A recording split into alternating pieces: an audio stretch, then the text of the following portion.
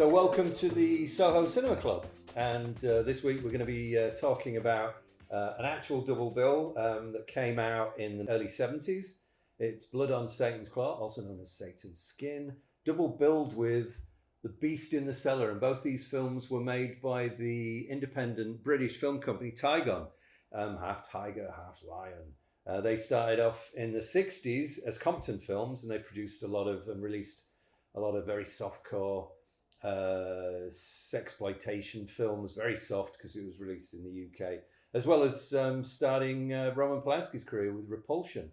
And then they moved on and created TIGON. And TIGON were really, they're remembered more now for doing films like Satan's Skin, like Beast in the Cellar, and also films like The Sorcerers and Witchfinder General. So tonight we're going to be watching and then giving our thoughts on an actual double bill. We're sat in the Soho Cinema Club with the British quad poster for this very double bill, Blood on Satan's Claw and Beast in the Cellar. And with me is Jared, Fuzzy Skin Patch Boy Carlson. Sean, I couldn't think of a funny name, Sardi. And me, Miles Flanagan, the owner-operator of the Soho Cinema Club, and also creator of Hollywood Horror Fest, Boobs and Blood, blah, blah, blah, blah, blah. So, let's get on, and should we just get on and watch the film and then come back and collect our thoughts and then talk about it? Let's do it. Okay, let's watch the film. Yeah! Projectionist, roll that film! Oh, excuse me, 1 second. Who are you talking to?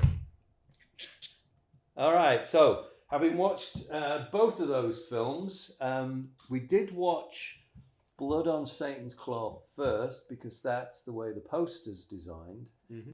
Can you just basically give us a brief synopsis on Blood on Satan's Claw? So, in the beginning, there's a field, and this guy just starts digging up, and he hits a corpse.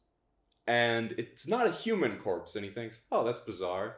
And he goes back to his home and discovers something about him is different. Something. Oh, no. What period is this film set in? It's the early 18th century. Early 18th century, yeah. Late 17th. And what about, what's the basic story for The Cellar, also known as Beast in the Cellar? In the woods near this area, there's a killer going around, and it's like a beast almost. They don't know if it's a beast or a man. It's just ripping these people apart, killing them. Soldiers who are trained and should be fine. Is this set in the English Civil War period? Oh, I thought it was like around 70. Contemporary. Yeah, it's contemporary. Yeah, contemporary. Contemporary. Okay. But so there's a killer on the loose, contemporary England. Spinsters living together. Blood and black lace. No. Arsenic and old lace. Yeah, okay. Switch the machine on and get going with the film in the projection area. I'm not sure what accent that was. Scottish, Irish. All right, let's watch the film. Okay, sorry. Yeah, shut.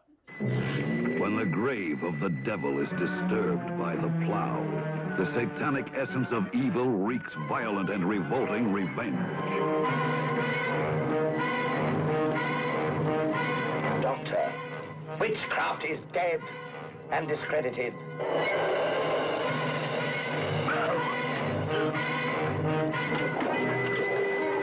These dogs know how to tear the devil's heel. Art thou ready to give thy skin tonight? Art thou ready?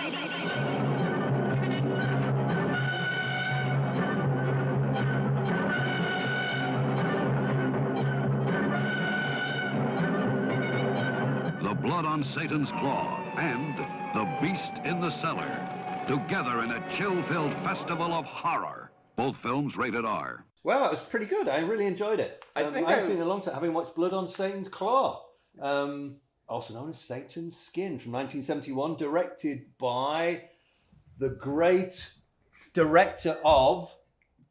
Piers Hagen. What did he direct? I don't know. What did he direct? One of my favourite films with Peter Sellers. What's the last film that Peter Sellers was Oh. The Fiendish Plot of Fu Manchu. Dr. Fu Manchu. The Yeah, Fiendish Piers Plot of Haggard Dr. Fu was one Manchu. of many directors. I think Peter Sellers actually started directing it at one point. I think Piers was he kicked off that? But anyhow, I love Piers Haggard, and this is I don't know if it was his first film. It was one of his earliest films. For an early film, it's shot really well. Like all the scenic land. And there's the beautiful shot when like all the kids are marching with the fire and pitchforks, just going to like, it's near the end of the film. It's brilliantly shot all throughout. The thing that kills me a little bit in that film is probably the dialogue, because it's almost like a stage play or a stage reading of something. I fucking love it. That's fine. Yeah, both Jared and I really disagree with that. Yeah. No, I love it. I do love the dialogue. I mean, I remember something we were talking about when we were watching the film was how wonderfully it recreates that period. Oh, no. I mean, it looks like you've just gone back in time. No. And the village looks great. Oh, the candles. The candles! I remember the candles! You remember the candles? Yes. Yeah. Oh yeah, you were just going off on those Oh, candles. wow. You're like, oh my god, these candles are beautiful. Yes. It's as if you were. But seriously, isn't it? It recreates that time period. You were watching that one Stanley Kubrick film almost. But normally in these sort of films, these period films, they just have big chunking candles. It's don't very. It's also they? And I very said chunking. cheap. Yeah. Chunking. Yeah. Yeah. It's very cheap too. It's very much like, oh, this is just clearly a set. Yeah. But like in this film, we go all around the house and we see It's like all on the different location, levels. isn't it? It is. It's all actual buildings. I'm thinking, I don't know the location, but it looks like it's some sort of historic area, or maybe even model. It's like those museum trips Yes, you would go yeah. to as a kid, and it's Yeah. like, here's old England or old Maryland. and people sort of stuff, live yeah. there, and they Yeah. work there, and it's open all year round, apart from Mondays. And Rush Sundays. candle. Rush. They had the Rush candles. Okay. What so are they, Jared? The most common, Sorry. we think of candles as these big wax things, but that's just like really expensive if you're like a little farmer in the 18th or 17th century. So you would have Rush candles, which are just these very thin little things that don't even stand up on their own. You have a little stand for them that they kind of hook onto. They just kind of lay on them. And that was the most common use candle for like home lighting. And they got it right. And I loved it. It's the best part of the movie. If you love Rush candles, like you should check this out.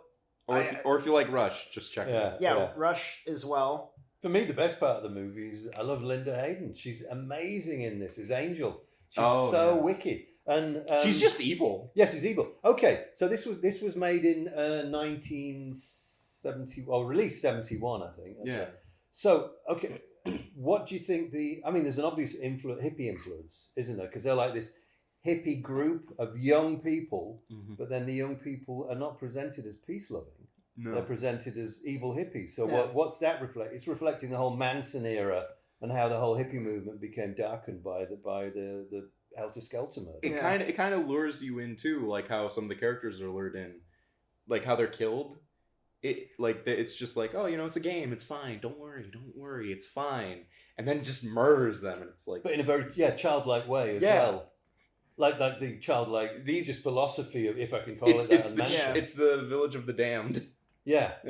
So it's a highly recommended film, do you think? Yeah. Overall, And yeah. There's also a nice Witchfinder General reference with the Zweihander sword. Oh yeah. Was that a Witchfinder General? I think reference? he has one in that. Doesn't he have one of them big old swords? Yeah, he does at the end. Yeah. Like, I always found the ending a bit of an anticlimax, though. That's the Yeah. downer for me. Well, where could it go though from that? I know it's just like we can't think of an ending, so we're just going to kill the devil really slowly, really easily, but slowly in slow motion. First poster shot and then kill the devil. Yeah. Which, by the way, the death of the devil is so funny because it's literally like a puppet on a string, and they throw it all around. I like the fact I don't mind that. No, it's I charming. wouldn't say puppet. I love it. it. It's just a How dummy. dare you? I love it. It's just kind of silly to me. Have you already forgotten the Rush candles? How can you speak so ill? Okay. The other thing we have to talk about is the music.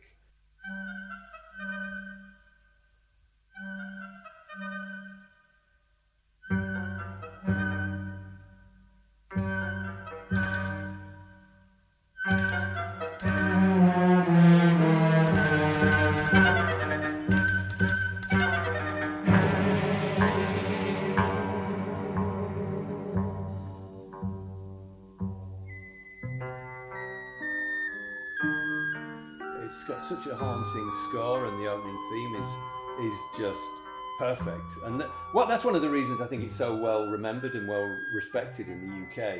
More so because in the UK, the people who created League of Gentlemen, the show, people of that generation, my generation, we used to watch that film late night TV on Friday or Saturday nights. And also, it's your first time seeing a bit of nudity with Linda Hayden. So it's still overall, it's a very, very, very, I think, authentic film. Well, interestingly enough, it started off, it was going to be anthology horror, like a Tales from the Crypt. You kind of can tell because some of the stories... And her eyebrows changed drastically. It's like, it's got two stories though, hasn't it? Yeah. It's got the one at the beginning with the mayor's son. Yeah, where he chops his own hand off. After his girlfriend gets murdered. That's right. And Fiance. Fiance it is. Fiance, that's right, yeah. And then he kind of disappears from the story and then he comes back, but he could be a completely different character. Yeah. It really doesn't matter. I think one aspect of the film I do love is how it utilizes the darkness. The darkness. But you know what fights the darkness? Rush lights. You're just going to hold on to that rush light. I loved them! But I love this film, compared to slapstick of another kind. Oh, God. Yeah, I wish I was there for that because you guys... You weren't, were you? No. No, I wasn't. I couldn't make it that night, but man... It wasn't worth it. No, you sounded like... At first it's like, this will be fun, and then afterwards you're like... No, that podcast is full of little sort of sound bites and clips from the movie, and I even... Just to pick up the pace, pick up the joy, because we were drained of our own humanity, weren't we? It was just... soul-destroying, that movie. I'd forgotten about that movie until you just brought it up. And I just see the poster. I know, it's just that we have the poster. The poster's great. In the theatre here. That's a great poster. The Soho Cinema, probably one of the largest screens in Los Angeles, I think. Yeah, it's bigger than an IMAX. Yeah. All right, so moving swiftly on, let's talk about the second film that we just saw. The Beast in the Cellar, second part of this double bill. Boo. I enjoyed it a little more in some aspects. I did not. No, you didn't. You guys were... I love it though. Yeah. I love it because I really love casting of Beryl Reid and Flora Robson, two great British actresses. They're great in it. Like I believe them. I feel sad for them. Yeah. Until the very end, but we'll get to that. We'll get to that. Yes, the end. We will get to that. They're the monsters, but there's no consequences because they're old ladies. No, I know it's very. Funny, it's like arsenic and old ladies. Yeah. What's the consequence? But again, no. we're jumping. Okay, so all right. So Sean. Yes. Yeah, I know you've expressed a little bit of like what you felt about that film, but give us a little bit more. Give me a little kiss. Okay. What part did you enjoy? The part I always enjoyed was mostly the POVs of the beast, the monster. Yeah. Because are we going to be giving? We will be giving away. Yes, we'll give away. Yeah. Well, I feel you have to. It's for real estate. Yeah. It's for real estate. But okay, another aspect I enjoyed of the film was how it kept building up this mystery. In that, like, the two sisters were always like, "Okay, we can't say anything about this," and you're like, "What are they talking about? Do they know about the beast? Who is the beast?" And then it's like, it was in the cellar, and now it's gone. It's like, oh, they had a dog or something. Did you? Cause it's strange because, I mean, when we watched it, I've seen the film so many times, so I just knew. So it's hard to work out if the film really works from a first-time viewer's point of view. But it did. So you were wondering what the beast was. You didn't know it was what we're going to eventually reveal. It was their brother. It was, as Jared pointed out, it was the brother. And when the flashback plays, and you learn about him, how he was just going to go to war, because it was World War II originally at the time, and young men were enlisted, and then they decide to drug him and lock him up in the cellar for several decades. Not even until the war ended, which made sense. It would have been horrible, but still, not as bad as losing his humanity. Giving him food. I remember seeing when you see the cellar, it's pathetic. It's depressing. He's just locked in there for 7 decades. Of course you would lose your humanity. It wasn't 7. Was it 7? Wait, how long? A decade is 10 years. Oh, fuck. World War II was in... I know, it was 39 to 45. It's the 70s. 3 decades. But what's interesting, they talk about daddy a lot, don't they? Yeah. They do. You think it's the dad. You think it's the dad, but then you're thinking, but he'd be too old. He'd be way too old. And okay, who's the dad? Is it the dad or is it the son? The painting. Do you remember the painting? It was the dad. The painting was the dad. And the painting is of Who was it? Peter O'Toole. Peter O'Toole, yeah. Yeah, it looks like a painting of Peter O'Toole from Lawrence of Arabia. Yeah. That obviously was just in storage after, wherever they shot the thing, and they just brought it out. But it's Peter O'Toole. At least we got a cameo from like an Oscar winner. Yeah. But it's amazing that if you lock someone up, don't feed them too much, and that they gain these superhuman powers by just having long fingernails and being strong, even though they are chained to a wall. And they're sane enough to specifically target men in military uniforms. And only men in uniforms unless they're a female nurse. Yes. But she was also in a uniform of sorts. Oh, no. She put on the jacket. That's right. That's right. Which doesn't even make sense because they didn't have those uniforms at the time. And his anger was directed at his father. It would have been like a World War I uniform specifically. They're just making it up, man. Yeah. I still overall had fun with it. I still like it. I think I had more fun with it than Blood on Satan's Claw. I still liked both films. Both were great, but I think Beast of the Cellar edged out because of more of the humanity aspect. No, of Satan Skin, infinitely better. Oh my god. There's only one place to go after those. I get it. Your rush candles. The rush lights. Yeah, and okay. that's down. Let's get to I guess both. But Jared, okay. So the ending of The Cellar or Beast in the Cellar, where what's the point? What are they saying? It's just like a guy goes crazy, and it's like, oh, you shouldn't. No, they don't even say you shouldn't lock people up because they find out everything. Yeah, don't they? everything. The authorities, Everybody the police, knows. they find out everything. And it's just like, oh, they're old ladies. It's fine. There's no moral. There's no you can't even say, oh, well, the brother dies. It's about like don't be a jerk to your kids or else your kids will hate you. It's like, no. It's not even saying, I'll say this, it's not even saying like, hey, just because someone wants to do something stupid doesn't mean you should lock them up. Yeah. Well, I mean, it wasn't stupid. It wasn't stupid, but what they thought it was stupid. Nazis. Yeah, I know. That's what makes it worse because they didn't even think it was stupid. They were just being selfish. Yeah. Because they're like, oh, we didn't want to lose our brother like we lost father to the war. But they did lose him, didn't they? Yeah, they fucking... They made it. They lost him. They lost him completely, both mentally and what? They couldn't go out with him. They couldn't enjoy anything with him. He's in the cellar. Yeah. Like they couldn't lock him up for like 5 years. So and it was a bad choice, wasn't it? Yeah. It was very bad. Very bad. With no consequences, though. Yeah, and that was directed by... Who was that directed by?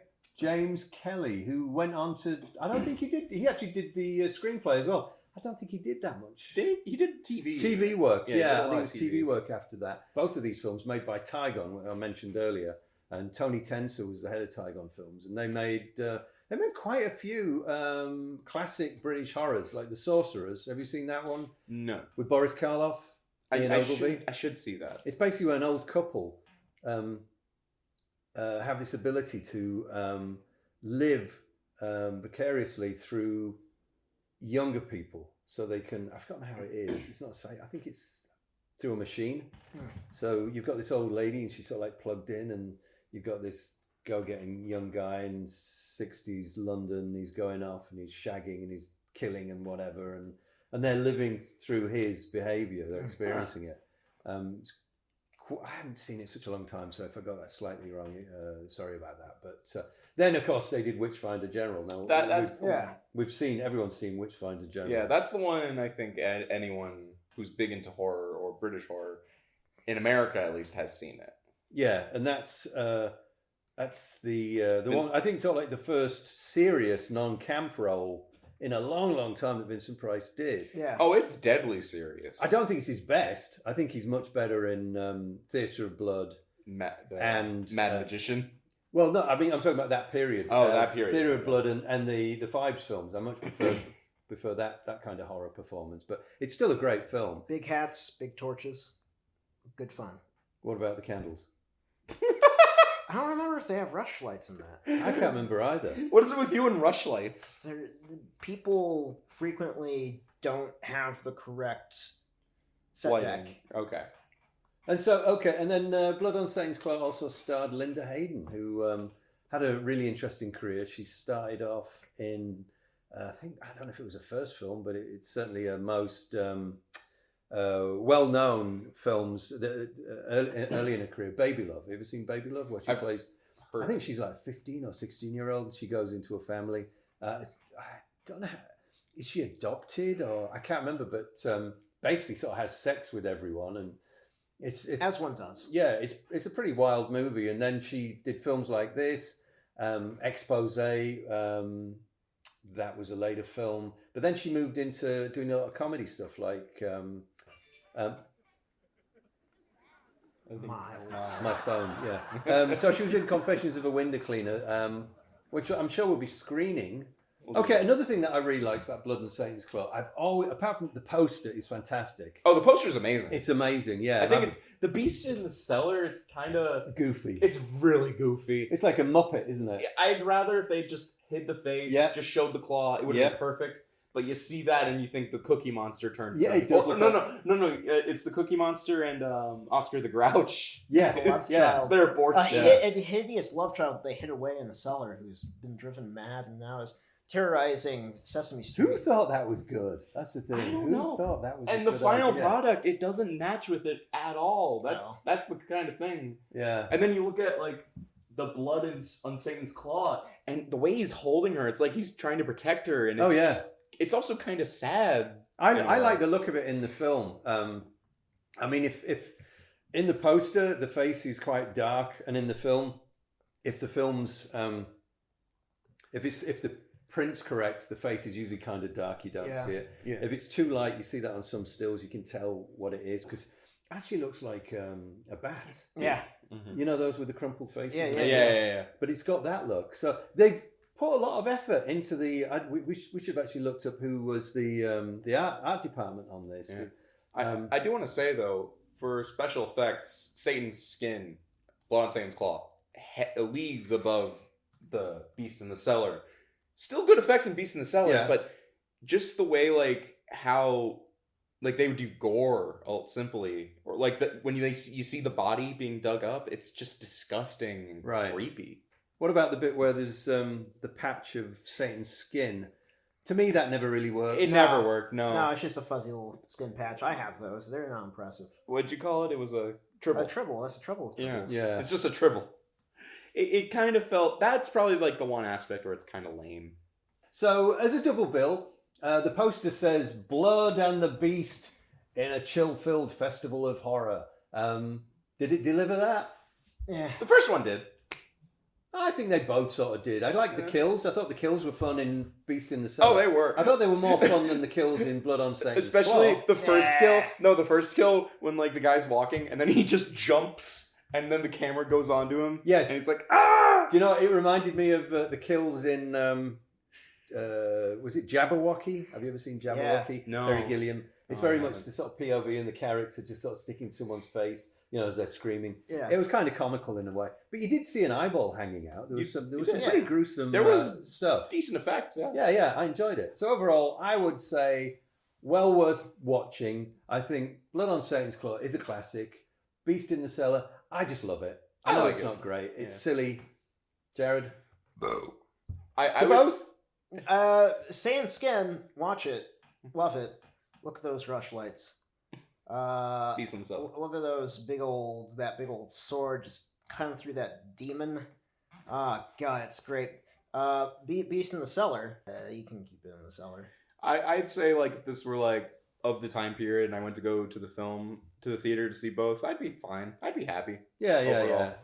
I can never. I be mean, happy. the Beast in the Cellar, Jared, it's not slapstick. Of another kind. And on that fun note, I think we'll say goodbye. We will say goodbye to you, ladies and gentlemen. So goodbye from me, Miles Flanagan. Goodbye from Sean. Bye. From Jared. Why did you bring up slapstick again? So I can put in some little Jerry Lewis sound effects.